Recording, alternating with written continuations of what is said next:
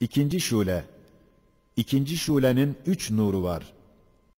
Birinci nur, Kur'an-ı Mucizül Beyan'ın heyeti mecmuasında raik bir selaset, faik bir selamet, metin bir tesanüt, muhkem bir tenasüp, cümleleri ve heyetleri mabeyninde kavi bir teavün ve ayetler ve maksatları mabeyninde ulvi bir tecavüp olduğunu, ilmi beyan ve fenni maani ve beyaninin Zemahşeri, Sekkaki, Abdülkahir Cürcani gibi binlerle dahi imamların şehadetiyle sabit olduğu halde, o tecavüp ve teavün ve tesanüdü ve selaset ve selameti kıracak, bozacak 8-9 mühim esbab bulunurken, o esbab bozma değil, belki selasetine, selametine, tesanüdüne kuvvet vermiştir.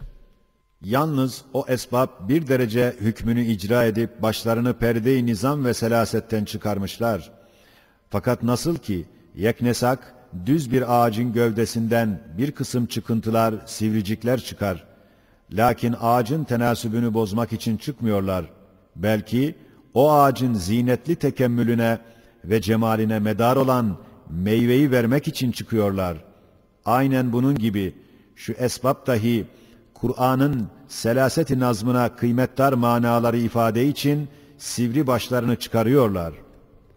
İşte o Kur'an-ı Mübin 20 senede hacetlerin mevkileri itibariyle necim necim olarak müteferrik parça parça nüzul ettiği halde öyle bir kemal-i tenasübü vardır ki güya bir defada nazil olmuş gibi bir münasebet gösteriyor. Hem o Kur'an 20 senede hem muhtelif mütebayin esbab-ı nüzule göre geldiği halde tesanüdün kemalini öyle gösteriyor, güya bir sebebi vahitle nüzul etmiştir. Hem o Kur'an mütefavit ve mükerrer suallerin cevabı olarak geldiği halde nihayet imtizaç ve ittihadı gösteriyor. Güya bir suali vahidin cevabıdır. Hem Kur'an mütegayir, müteaddit hadisatın ahkamını beyan için geldiği halde öyle bir kemali intizamı gösteriyor ki güya bir hadise-i vahidin beyanıdır.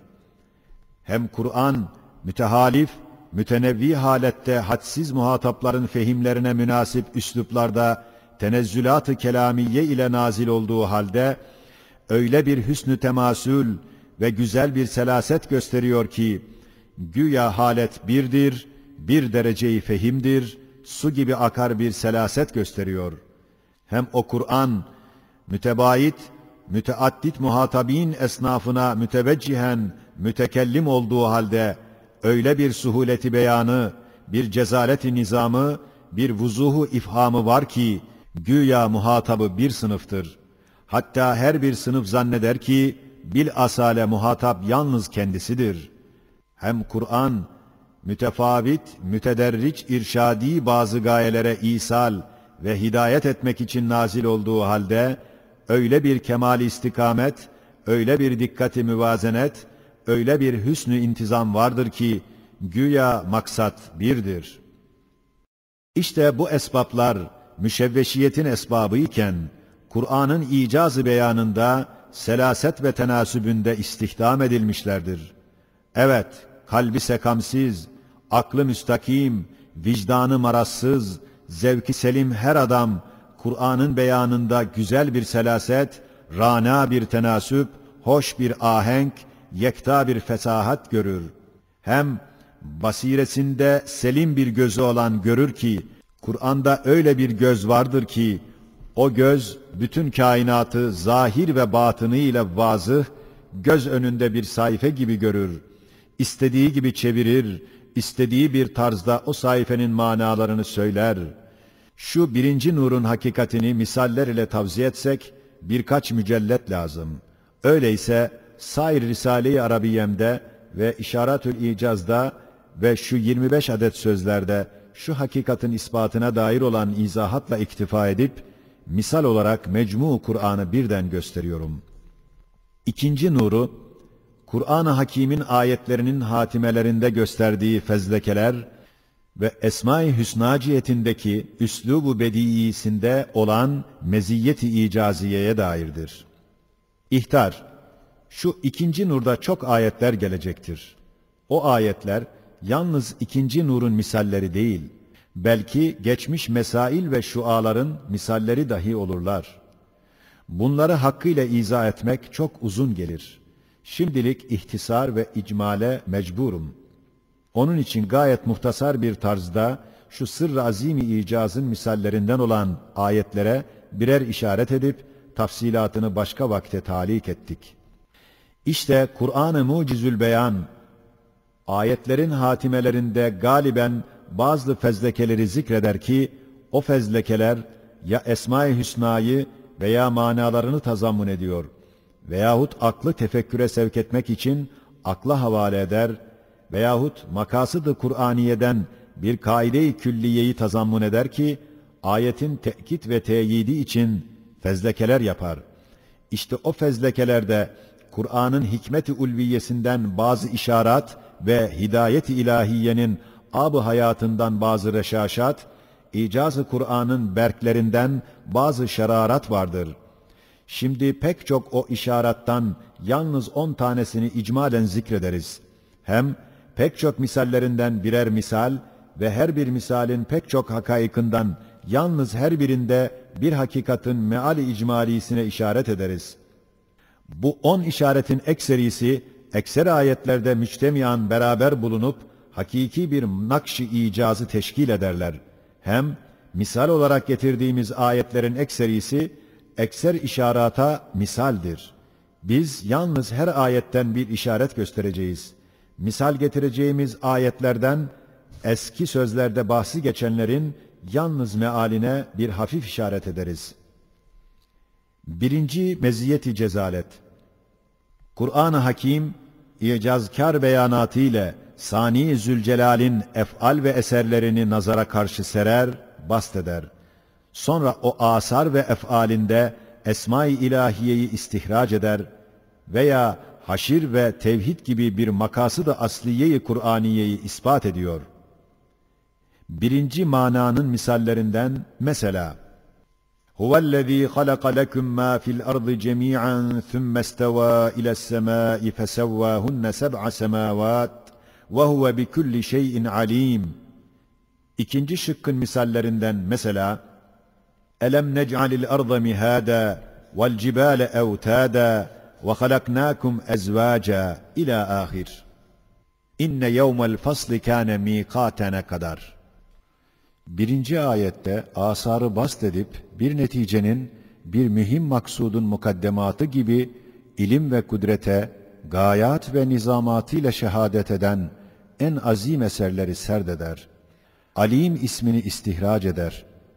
İkinci ayette, birinci şulenin birinci şuağının 3. noktasında bir derece izah olunduğu gibi, Cenab-ı Hakk'ın büyük ef'alini, azim asarını zikrederek, neticesinde yevmi fasl olan haşri netice olarak zikrediyor.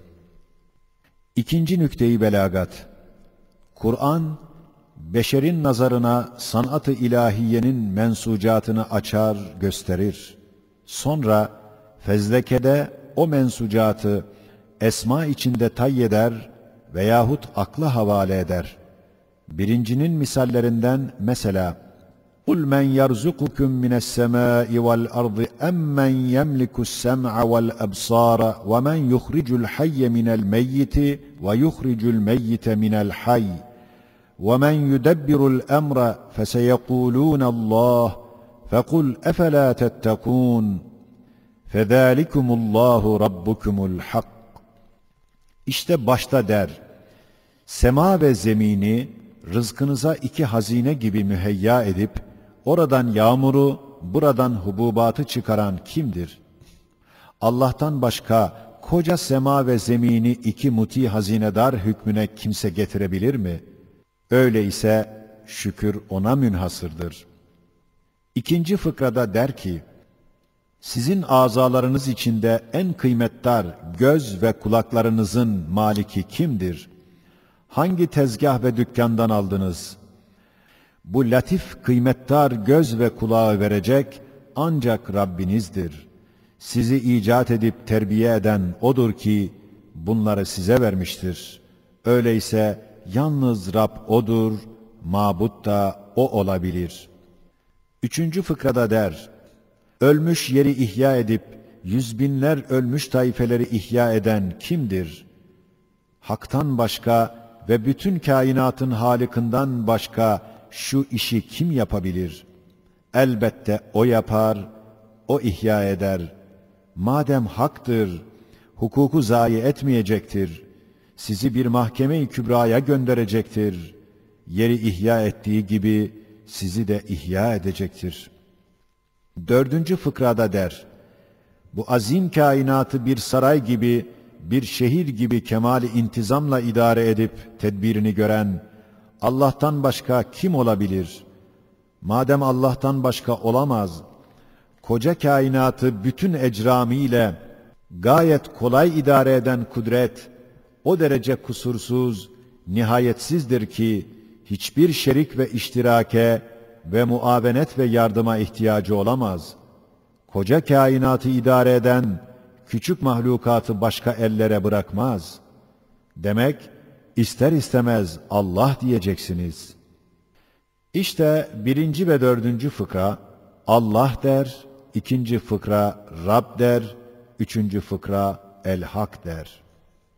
فَذَٰلِكُمُ اللّٰهُ رَبُّكُمُ الْحَقِّ Ne kadar mucizane düştüğünü anla. İşte Cenab-ı Hakk'ın azim tasarrufatını, kudretinin mühim mensucatını zikreder. Sonra da o azim asarın, mensucatın destgahı, فَذَٰلِكُمُ اللّٰهُ رَبُّكُمُ الْحَقِّ der. Yani Hak, Rab, Allah isimlerini zikretmekle, o tasarrufat-ı azimenin menbaını gösterir. İkincinin misallerinden, İnne fî halqis semâvâti vel ardı ve ihtilâfil leyli ven nehâri vel fulkilleti tecrî fil bahri bimâ yenfe'un nâs ve mâ enzelallâhu mine's-semâi min mâin fe ahyâ bihil arda ba'de mevtihâ وبث فيها من كل دابة وتصريف الرياح والسحاب المسخر بين السماء والأرض لآيات لقوم يعقلون İşte Cenab-ı Hakk'ın kemal-i kudretini ve azamet-i rububiyetini gösteren ve vahdaniyetine şehadet eden semavat ve arzın hilkatindeki tecelli-i saltanat-ı uluhiyet ve gece gündüzün ihtilafındaki tecelli-i rububiyet ve hayat-ı içtimaiye-i insana en büyük bir vasıta olan gemiyi denizde teshir ile tecelli-i rahmet ve semadan ab-ı hayatı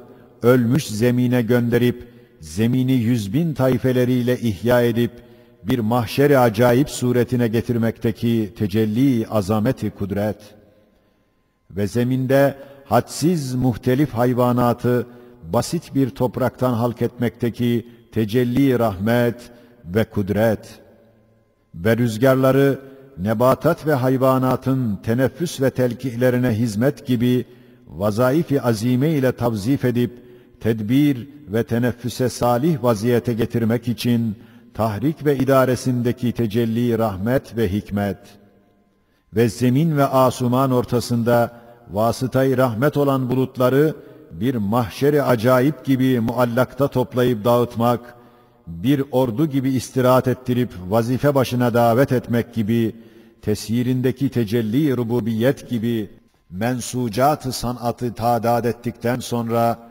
aklı onların hakaykına ve tafsiline sevk edip tefekkür ettirmek için, لَآيَاتٍ لِقَوْمٍ يَعْقِلُونَ der.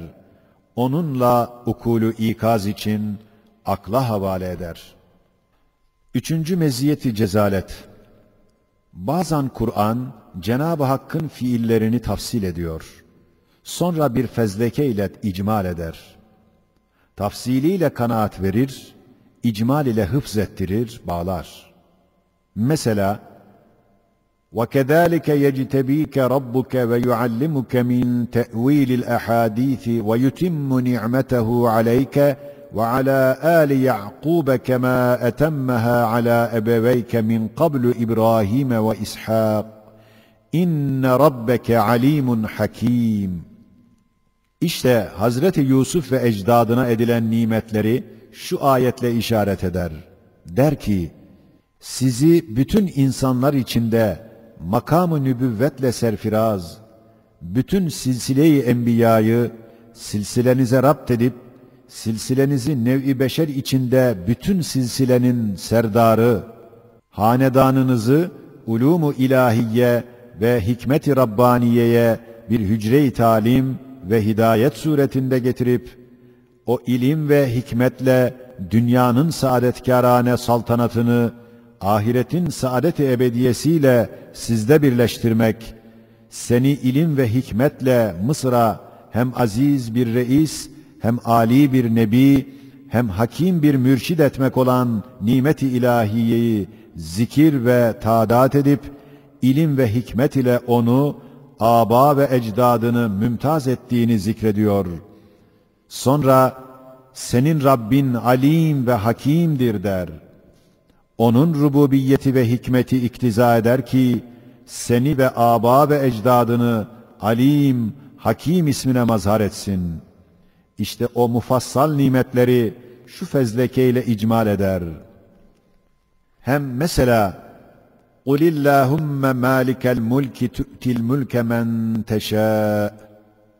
İşte şu ayet Cenab-ı Hakk'ın nev-i beşerin hayat-ı içtimaiyesindeki tasarrufatını şöyle gösteriyor ki, İzzet ve zillet, fakr ve servet doğrudan doğruya Cenab-ı Hakk'ın meşiyetine ve iradesine bağlıdır. Demek, kesret-i tabakatın en dağınık tasarrufatına kadar, meşiyet ve takdiri ilahiye iledir. Tesadüf karışamaz. Şu hükmü verdikten sonra, insaniyet hayatında en mühim iş, onun rızkıdır. Şu ayet, beşerin rızkını doğrudan doğruya, Rezzak-ı Hakiki'nin hazine-i rahmetinden gönderdiğini, bir iki mukaddeme ile ispat eder.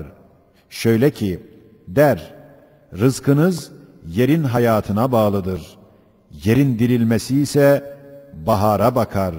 Bahar ise şems ve kameri teshir eden, gece ve gündüzü çeviren zatın elindedir. Öyleyse bir elmayı bir adama hakiki rızk olarak vermek, bütün yeryüzünü bütün meyvelerle dolduran o zat verebilir ve o ona hakiki rezzak olur. Sonra da وَتَرْزُقُ مَنْ تَشَاءُ بِغَيْرِ حِسَابٍ der. Bu cümlede o tafsilatlı fiilleri icmal ve ispat eder. Yani size hesapsız rızık veren odur ki bu fiilleri yapar.